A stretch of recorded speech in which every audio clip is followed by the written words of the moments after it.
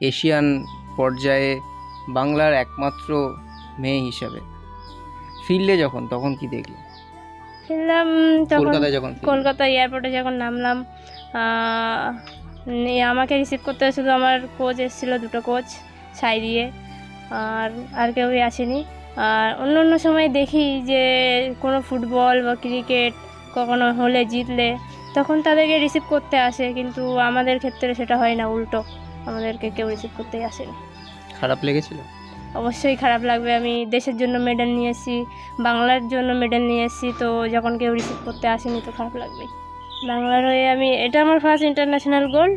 আর আমি junior national, আমার বিগত 5-6 বছর আমি জুনিয়র ন্যাশনালও মেডেলিস্ট। কত বছর ধরে? 2021 থেকে 2026। খারাপ তো লাগেই, স্বাভাবিক ব্যাপার যে বাংলার হয়ে মেডেল দিচ্ছি, তাও কোনো সহযোগিতা পাইনি, সাহায্য পাই না, বা কেউ কোনো সেরকমভাবে কেউ তো চেনেই না, যে বাংলার অ্যাথলিটদের তো কেউ চেনেই না। তো আমার বাবা ফার্মার, চাষবাস করে, অতটাও হেল্প করতে পারে না। তো অনেক সময় কারো কাছ দিয়ে ধার করে তারপরে আমাকে দেয়, আবার পরে সেটা করে। এর পিছনে তো একটা বহুত খরচ লাগে, সেই খরচ আমার দেওয়ার মতন সমর্থন নেই। কখনো কখনো টাকা ধার করে দিয়েছি লোকের কাছ থেকে, কখনো কখনো তাদের টাকা আবার কিছুদিন পরে পূরণ করেছি। এইভাবেই আমি মেয়েকে এই জায়গায় নিয়ে গিয়েছি। মানে ধার করে মেয়েকে সোনার মেয়ে বানিয়েছে? তাছাড়া আমার কোনো উপায় ছিল না, আমার কোনো ব্যক্তিগত কোনো টাকা পয়সা আয়ের কোনো পরিশ্রম নেই, আমার এই চাষবাস ছাড়া কোনো উপায় নেই। काटू क्या अभी काटू? नहीं नहीं रुक जाओ। गेम कोई भी हो, पकड़ मजबूत होनी चाहिए। सीमेंट से पकड़ बनाए मजबूत। SRMB 550D TMT बार।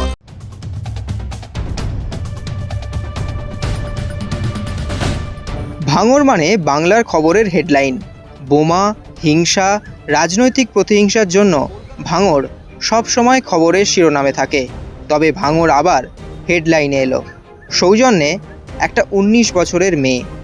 হংকংয়ে যখন ভারতের অদৃশ্য পতাকা হাতে সে দৌড়চ্ছে, তখন তার গায়ে লেগেছিল এই বাংলার ধুলো। বাংলা থেকে ইদানিং সময়ে অ্যাথলেটিক্সে ভালো কেউ কিছু করতে পারছে না। অ্যাথলেটিক্স যেন মুছে গেছে।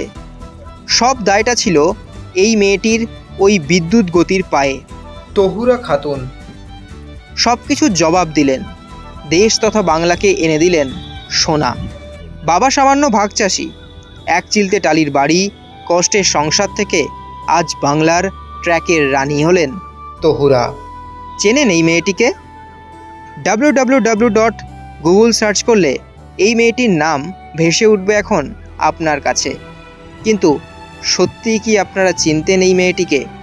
তার কষ্ট, যন্ত্রণা, লড়াই, বুট না পাওয়া, ট্র্যাক না পাওয়া, কিংবা ঘাসের মাঠে তার দৌড়ে যাওয়া, সেই সময়গুলো আপনারা কি জানতেন? না, জানতেন না। আমরাও জানতাম না, কিন্তু এই জানানোটাই আমাদের কাজ। আজ হংকং থেকে জিতে ভাঙড়ে ফিরলেন তিনি, আর তার বাড়িতে এক্সট্রা টাইম।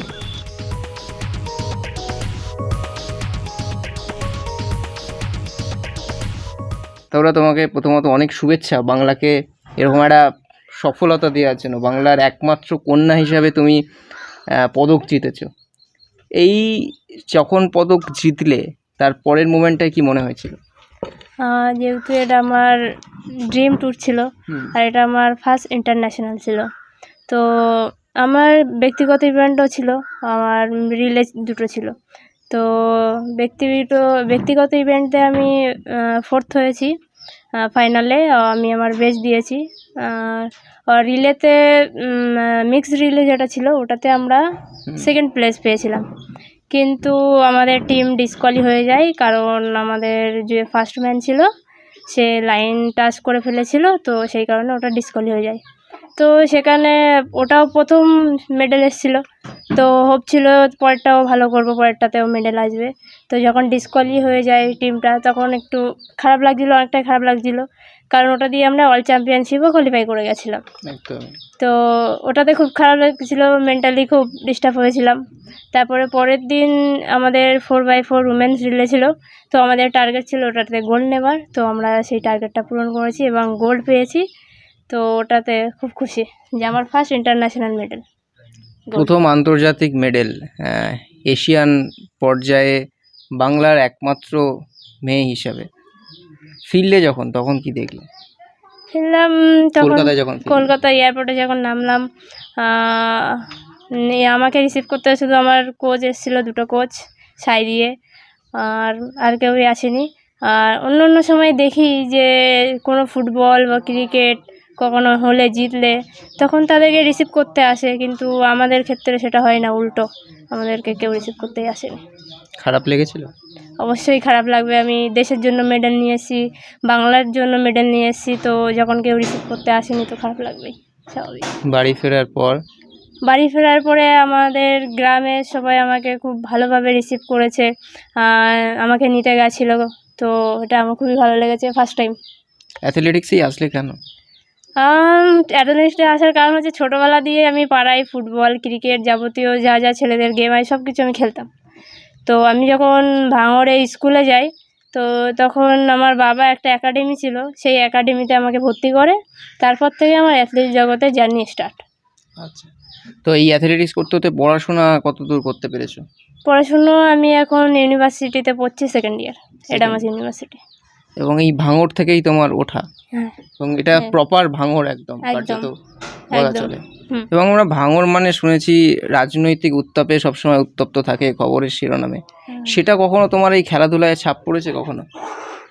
না ওরকমভাবে, কারণ আমি তো গ্রামের বাইরে থাকি, তো আমার অতটা কোনো কোথায় ইয়ে থাকো, হয়নি। কোথায় থেকে প্র্যাকটিস করো? আমি কলকাতাতে, কলকাতা সাই হোস্টেলেই থাকি। সাইয়ের মাঠেই প্র্যাকটিস হ্যাঁ। করো, সাইয়ের হোস্টেলে। হ্যাঁ। সেক্ষেত্রে এই অ্যাথলেটিক্সে তো প্রচুর খরচ, প্রচুর তোমার মানে কিট লাগে, তোমার মেনটেন করতে হয়, খাওয়া দাওয়া মেনটেন করতে হয়, এই সমস্ত কিছু লাগে।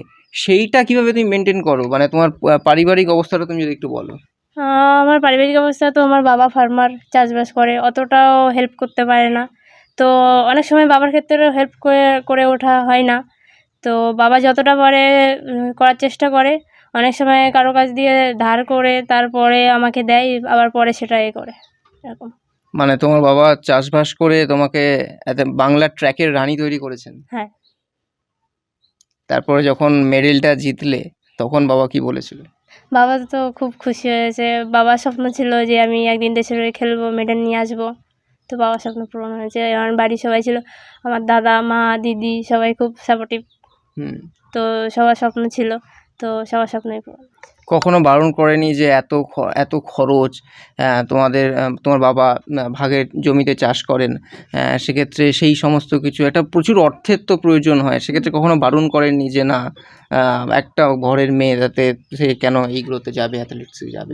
না, ছোটোবেলা থেকে আমার খেলার প্রতি এত দেখে আগ্রহ দেখে ওনারা বারণ করেনি আমাকে, ওই জন্য সাহায্যই করেছে সবসময়। সাহায্য করে। তো তোমার পরবর্তী টার্গেট কি এখন? পরবর্তী টার্গেট, আমরা অল চ্যাম্পিয়নশিপে কোয়ালিফাই করেছি, ওটাতে ভালো করার, আর আমাদের ন্যাশনাল গেমস আছে, তো আর ইন্ডিয়া টিমে ঢোকার চেষ্টা করব। বাংলার হয়ে কি কি পদক জিতেছো? বাংলার হয়ে এটা আমার ফার্স্ট ইন্টারন্যাশনাল গোল্ড, আর আমি জুনিয়র ন্যাশনাল, আমার বিগত 5-6 বছর আমি জুনিয়র ন্যাশনালও মেডেলিস্ট। কত বছর ধরে? 2021 থেকে 2026। মানে 21, 22, 23, 24 25, এবং 26। 25, 26। হুম। এত বছর বাংলাকে মেডেল দিয়ে এসেছে তাহুরা, কিন্তু তাহুরার জন্য আমরা কেউ সেলিব্রেট করতে পারিনি, আমাদের ব্যর্থতা। আমরা ওকে নিয়ে উৎসব করতে পারিনি। বছরের পর বছর এরকমভাবেই মৌমিতা হোক কিংবা তাহুরারা বাংলাকে পদক দিয়ে যায়, কিন্তু তাদের জন্য আমরা কিছু করে উঠতে পারি না। এই পদক জয়ের পর ইতিমধ্যেই নতুন সরকার এসেছে, তোমার কি দাবি থাকবে? নতুন সরকারের কাছে আমার একটাই দাবি থাকবে যে আমরা যারা ন্যাশনাল মেডেলিস্ট, ইন্টারন্যাশনাল মেডেলিস্ট, তাদেরকে আর্থিক সহযোগিতা করুক, আর আমাদেরকে চাকরির ব্যবস্থা করুক, কারণ ওয়েস্ট বেঙ্গলে কোনো চাকরি নেই এবং কোনো স্টাইপেন্ডেরও কোনো ব্যবস্থা নেই, তো আমরা চাইবো আমাদেরকে সাহায্য করুক। এখনো পর্যন্ত এই মেডেল জয়ের পরে কোনো রকম সরকারি সাহায্য বা কিছু ফোন এসছে বা কিছু হয়েছে? না, এখনো পর্যন্ত কিছু হয়নি, কিছু আসেনি। খারাপ লাগে? অবশ্যই খারাপ লাগে, এত কষ্টের পরে এত বছর ধরে তুমি বাংলাকে সার্ভিস দিয়ে এসছো, বাংলাকে মেডেল দিয়ে এসেছো, কিন্তু তোমার জন্য কখনো কিছু করা হয়নি। না। খারাপ লাগে? অবশ্যই, এত কষ্টের পরে যদি মনে হয় supportive কখনো যে না করে। অ্যাথলেটিক্স ছেড়ে দেবো? হ্যাঁ, অনেক সময় তো, যখন আমাদের তো সবসময় মাইন্ড ঠিক থাকে না, অনেক সময় অনেক কিছু হয়, তো কখনো কখনো মনে হয়, কিন্তু জেদ থাকে, না করতে হবে, এত বছর ধরে করছি।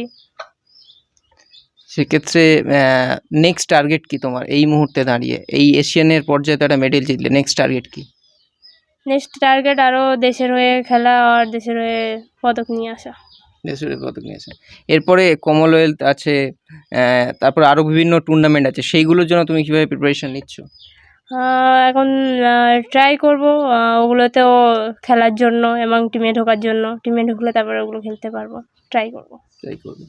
এবং এই যে এই এখন এটা করছো এবং আগামী দিনে এই তোমার বাড়ি বা তোমার এই যে পরিবারের মানুষজনরা রয়েছেন তাদের জন্য কি করতে চাও? কারণ তারা তো তোমার জন্য উজাড় করে দিয়েছেন, বাবা কষ্ট করে সংসার চালান, সেক্ষেত্রে তাদের জন্য কি কি করতে চাও তুমি?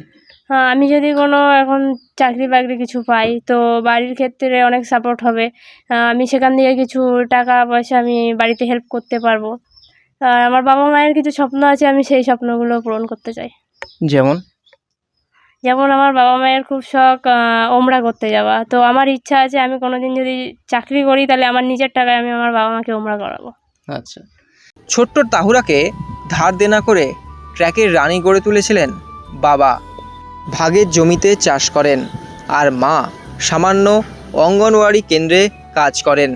আজ এই ভাঙা ঘরে যেন চাঁদের আলোর মতন এক টুকরো আলো তহুরা। কি বলছেন তার মা বাবা, শুনুন। আমার মেয়ে তৌরা বাংলাকে এই পদক আনার জন্য আমি বিশেষ করে বিরাট খুশি হয়েছি এবং আনন্দিত হয়েছি, আনন্দের গর্বে ফেটে পড়েছি। মেয়ের এই পেছনে তো আপনার একটা বিরাট লড়াই ছিল, আপনি কি করেন? আমি এই চারপাশকারী লোকের জমি ভাগে টিকে নিয়ে জন্মদিনও খাটি, এইভাবেই আমি ওকে খরচ আমি বহন করেছি। এর পিছনে তো একটা বহুত খরচ লাগে, সেই খরচ আমার দেওয়ার মতন সমর্থন নেই। কখনো কখনো টাকা ধার করে দিয়েছি লোকের কাছ থেকে, কখনো কখনো তাদের টাকা আবার ফের কিছুদিন পরে পূরণ করেছি। এইভাবেই আমি মেয়েকে এই জায়গায় নিয়ে গিয়েছি। মানে ধার করে মেয়েকে সোনার মেয়ে বানিয়েছে? তাছাড়া আমার কোনো উপায় ছিল না, আমার কোনো ব্যক্তিগত কোনো টাকা পয়সা আয়ের কোনো পরিশ্রম নেই, আমার এই চারবার ছাড়া কোনো উপায় নেই। আর এই মাঝে মাঝে জন্মদিনও খাটতে হয়, আমাদের বাড়তি যে কোনো সোর্স ইনকাম কিছু নেই। মেয়ে বলেছে যে বাবার ধার শোধ করে দেবে? মেয়ে বলছে আমি যদি কোনো দিন আল্লাহ সেই দিন করে চাকরি আল্লাহ আমাকে দেয়, তা দিলে আমি তোমার ঋণ আমি শোধ করে দেবো, তুমি আমাকে দেখে দাও। সেই হিসেবে আমি মেয়েকে এখনও পর্যন্ত কোনো দিন বলিনি যে তুমি তুমি খেলা থেকে পিছিয়ে এসো বা মানে এত অভাব তো আপনার, সেক্ষেত্রে কখনো বারণ করেননি যে না? কখনোই কোনো দিন বারণ করিনি। আরও বলেছি তুমি এগিয়ে চলো, আমি যতক্ষণ আছি চেষ্টা করব টাকা ধার করে হোক, যেভাবে হোক তোমাকে টাকা দেওয়ার, তোমার খরচ বহন করার আমি চেষ্টা করব। মেয়ে তো ফিরলো অনেক দিন পর, কি রান্না করে খাওয়াবেন? মুরগির মাংস আর ভাত। মুরগির মাংস আর ভাত। ও কি খেতে ভালোবাসে? ও মাংস খেতেই ভালোবাসে। extra time.